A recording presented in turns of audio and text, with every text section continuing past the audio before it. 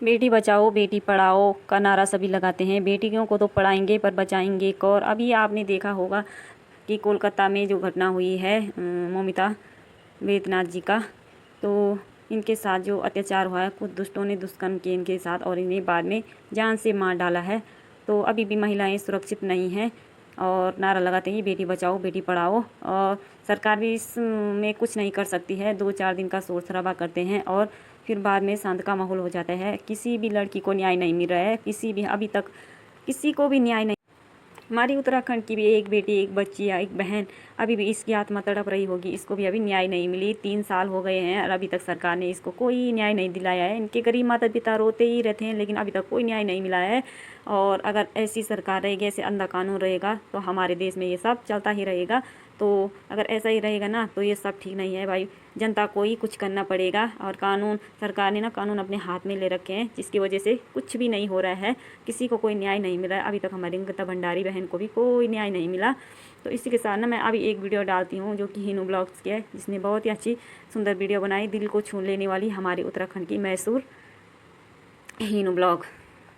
मुझे नहीं लगता दोस्तों हम बेटियों को कभी न्याय मिलेगा। हम बेटियां अभी तक सुरक्षित नहीं हैं, हम बेटियों को अभी तक आज़ादी नहीं मिली है। तो दोस्तों आजकल आप लोग न्यूज पर, यूट्यूब पर हर जगह देख रहे होंगे एक शर्मनाक घटना जो कि कोलकाता में हुई है। 9 अगस्त की सुबह कोलकाता शहर में, जो कि अपने संस्कृति एवं बौद्धिकता के लिए गर्व करता है, लेकिन उसी शहर में आरजीकर मेडिकल कॉलेज अस्पताल के अंदर सुबह के समय एक शव पाया गया और वो शव था डॉक्टर मौमिता देवनाथ जी का। उनके साथ बहुत ही गलत हुआ है दोस्तों। ये वीडियो बनाते टाइम मुझे बहुत ज्यादा बुरा लग रहा है। हम बेटियों के साथ फिर से एक शर्मनाक घटना हुई है। 9 अगस्त के दिन एक उज्जवल भविष्य वाली युवा डॉक्टर मौमिता देवनाथ जी के साथ बड़ी क्रूरता पूर्वक एक बार उनका बलात्कार किया गया और उसके बाद उनकी हत्या कर दी गई। हमारी डॉक्टर दीदी के साथ हुई घटना हमें ये याद दिलाता है कि हम लड़कियां अभी भी कहीं पर भी सुरक्षित नहीं है। हमारे उत्तराखंड में भी अंकिता भंडारी जी के साथ यही घटना हुई थी, लेकिन अभी तक उन्हें न्याय नहीं मिला है। पता नहीं इन चीजों में सरकार, कानून अपने आंखें बंद क्यों कर लेती है। मैं सरकार से हाथ जोड़कर ये विनती करती हूँ कि दोषियों को सजा दो, उन दरिंदों को सजा दो। अगर उनको सजा नहीं दी जा रही है तो आप लोग उसे पब्लिक के हवाले छोड़ दीजिए। पब्लिक को पता है कि उन्हें क्या करना है। जिस तरीके से उन्होंने हमारी दीदी को इतनी बुरी मौत दी है, हम पब्लिक भी उसे वैसी मौत देंगे और उस दरिंदे को ऐसी सजा मिलनी चाहिए ताकि जब आगे जाकर कोई लड़का इस घटना के बारे में सोचे तो उसकी रूह कांप उठे। न्यूज में जब उनके साथ हुई घटना को बताया जा रहा है तो हम लोग अपने आंसू नहीं रोक पा रहे हैं,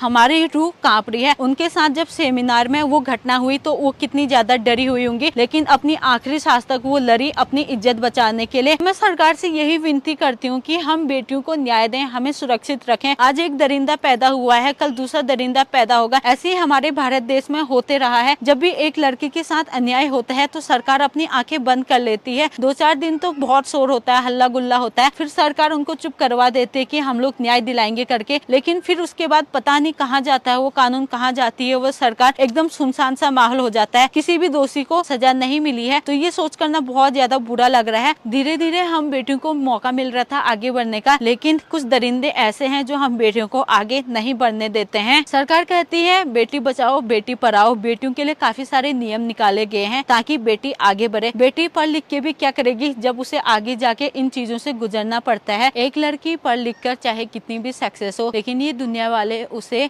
एक अबला, एक चीज ही समझते हैं। हम लोग ना अपनों से सुरक्षित हैं, ना ही बाहर वालों से। अभी कोलकाता में हुई शर्मनाक घटना को देखकर कौन लड़की पढ़ना चाहेगी, कौन लड़की आगे बढ़ना चाहेगी। अभी हमारी डॉक्टर दीदी के साथ इतना ज्यादा गलत हुआ है। उन्होंने इतनी पढ़ाई की, इतनी कड़ी मेहनत की, तब जाके वो डॉक्टर बने। इसमें क्या उनकी गलती थी? नहीं, इनमें उनकी गलती है जो उन्हें बुरी नजर से देखते हैं। तो अभी तक हमारे समाज में बहुत सारे ऐसे दरिंदे पल रहे हैं जिनकी बुरी नजर है। सरकार कहती है लड़का लड़के एक समान है, लेकिन मुझे तो ये नहीं लगता है। लड़के बेखौफ होकर घर से बाहर निकलते हैं, लेकिन हम लड़कियां जब भी घर से बाहर निकलती हैं तो हमारे मन में डर बैठा रहता है। पता नहीं कब वो दिन आएगा जिस दिन हम लड़कियां भी लड़कों की तरह घर से बाहर निकलेंगे। तो मैं सरकार से हाथ जोड़कर विनती करती हूँ कि हम लड़कियों को न्याय दें, हमारी डॉक्टर दीदी को जल्दी से जल्दी न्याय मिले। उस दरिंदे को ऐसी सजा मिलनी चाहिए ताकि आगे जाकर किसी भी लड़की के मन में ऐसे दुष्कर्म करने का विचार आए तो उसकी रूह कांप उठे।